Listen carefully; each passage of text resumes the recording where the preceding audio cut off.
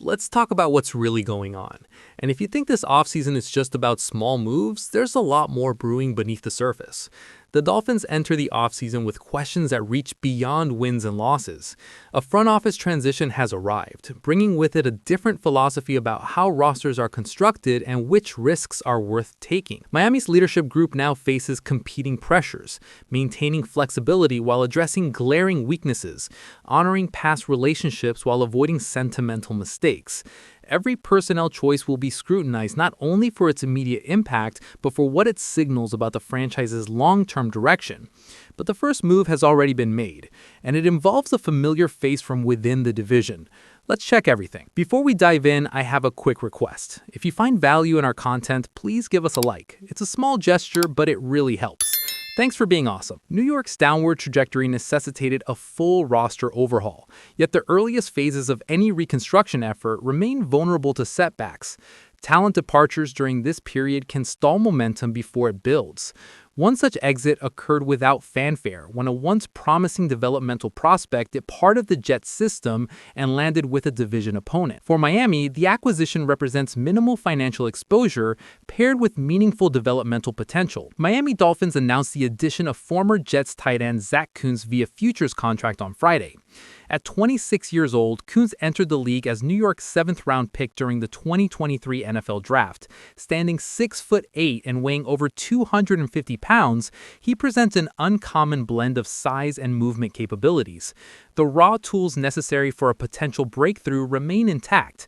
His physical framework and athletic capacity suggest impact potential, yet he has not assembled the comprehensive skill package required to succeed at the highest level. Throughout his tenure with New York, Kuntz participated in only 2 games.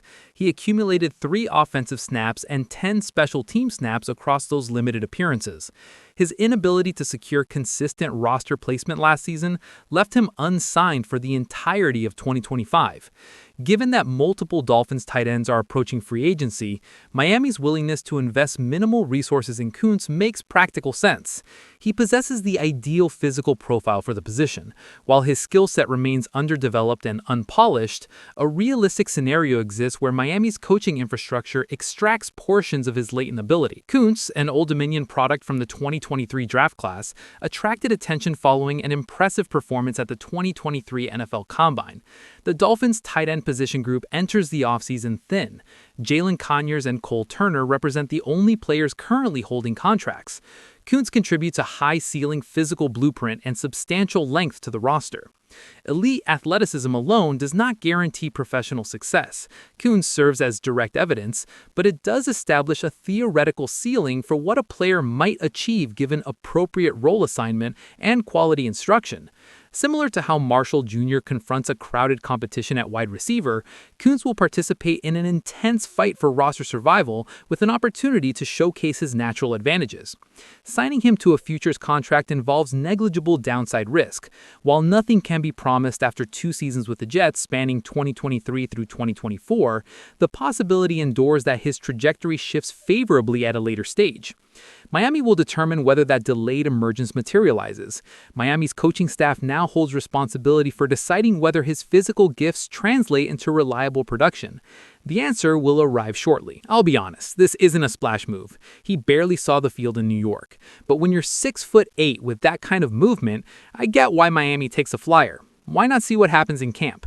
Did you like this new cheap booster? Leave a comment. Meanwhile, a bigger question looms at the most important position on the field. Who will be Miami's quarterback in 2026? Miami's newly assembled front office and coaching infrastructure operates under a transparent mandate. Resist expensive short-term commitments until foundational roster elements are secured. This conservative strategy generates internal tension when high-ceiling, low-track record players like Malik Willis emerge as potential targets. Simultaneously, personnel familiarity carries weight in evaluation processes. When decision-makers possess first-hand knowledge of a player's capabilities and character, it frequently influences assessments. This reality positions Willis as a compelling, though not guaranteed, topic for substantive discussion throughout Miami's offseason strategic planning. Miami Dolphins general manager Jon-Eric Sullivan, head coach Jeff Hafley, defensive coordinator Sean Duggan, defensive backs coach Ryan Downward, and presumably additional members within the organization possess extensive familiarity with free agent quarterback Malik Willis. At 26 years old, Willis completed his most recent 2 seasons with Green Bay, and numerous staff members who recently transitioned to Miami maintain roots in Wisconsin. Their collective arrival has been informally labeled Green Bay South by industry observers. Therefore, might Willis become the next individual to exchange a Packers winter climate to a Miami coastal residence? Such a move would not necessarily align with sound decision-making principles, nor would it conform to a traditional Green Bay way philosophy to allocate substantial resources toward a quarterback before establishing supporting infrastructure and personnel to provide him with a legitimate opportunity for success. Sullivan conveyed this perspective, or similar sentiments, during his introductory press conference.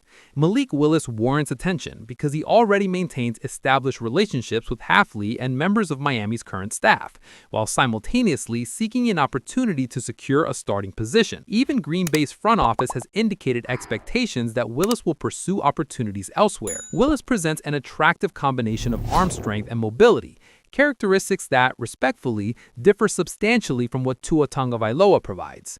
Tua, a well-regarded player who produced excellent statistical outputs early under Mike McDaniel, does not appear to hold a realistic position within the Dolphins' future planning.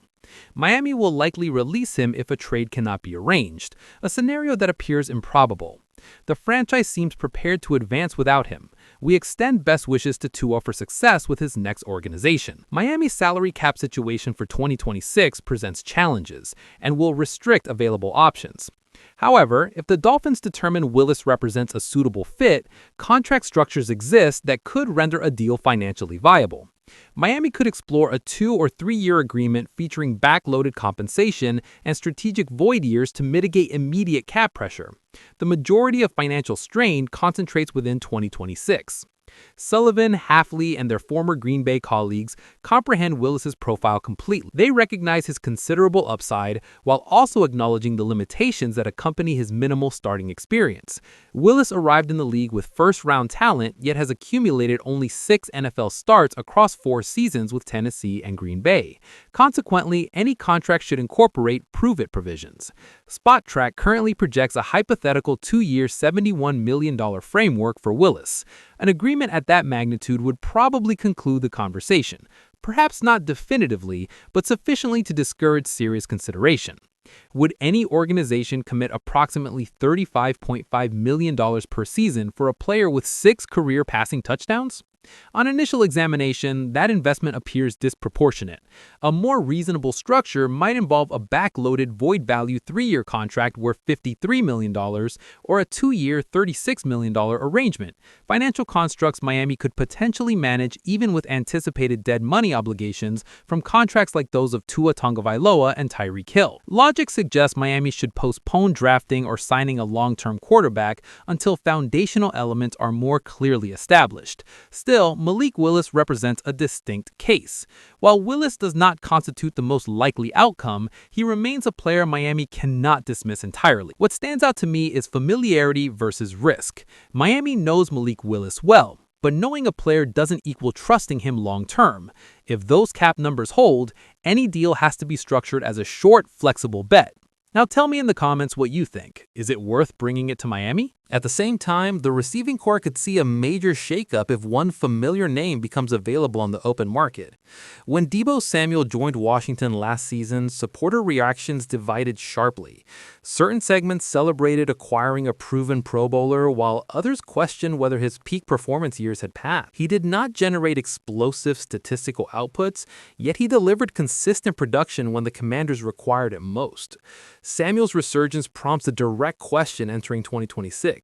Will he remain with Washington or explore free agency? Contract structure, roster compatibility, and coaching connections identify Miami as an organization worth monitoring. When Washington acquired Samuel from the 49ers, the Commanders restructured his contract to guarantee $17 million for 2025, with an additional $3 million available through incentives. That framework secures him through 2025 while positioning him for free agency in 2026. Should Samuel choose to not return for Washington, Miami emerges prominently as a potential destination. Pro Football Focus identified the Dolphins among the ideal landing spots for Samuel should he reach the open market. Bobby Slovic, recently elevated to Miami's offensive coordinator, previously collaborated with Samuel as San Francisco's pass game specialist in 2021. That season represented Samuel's apex. All-Pro recognition, 77 receptions for 1,405 yards, and 14 total offensive touchdowns. If Samuel pursues a reunion with a familiar offensive architect, Miami, with need at receiver and an existing coaching relationship, could present an attractive destination should he choose to move forward. Debo may not be peak San Francisco Debo anymore, but he still shows up when it counts. If Washington lets him walk, I'd absolutely listen. The question is price, because Miami can't miss on another big contract. Now tell me, would this be a perfect signing for Miami in 2026? Support the channel by leaving a like and subscribing. Stay one step ahead with all the latest on Dolphins. See you in the next one.